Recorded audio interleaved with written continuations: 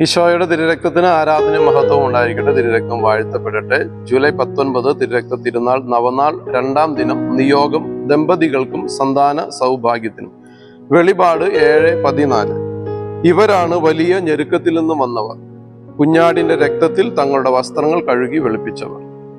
നമ്മുടെ വസ്ത്രങ്ങളിലെ ചെളിയും കറയും എല്ലാം കഴുകിക്കളയാൻ സോപ്പുകളും ഡിറ്റർജന്റ് പൗഡറുകളും ഇന്ന് സൂപ്പർ മാർക്കറ്റുകളിൽ സുലഭമാണ്.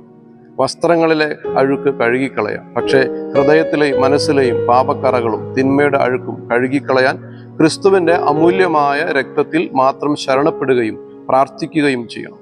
ഞെരുക്കങ്ങൾ അനുഭവിക്കുന്നവരുടെ വസ്ത്രങ്ങൾ ക്രിസ്തുവിന്റെ രക്തത്താൽ കഴുകി വെളുപ്പിക്കുന്നു എന്ന തിരുവചനം നമുക്ക് മറക്കാതിരിക്കാം. തിരുരക്തത്തോട് പ്രാർത്ഥിക്കാം. ഞെരുക്കങ്ങൾ അനുഭവിക്കുന്ന ദമ്പതികളെയും കുടുംബങ്ങളെയും അങ്ങേ തിരുരക്തത്താൽ കഴുകണമേ.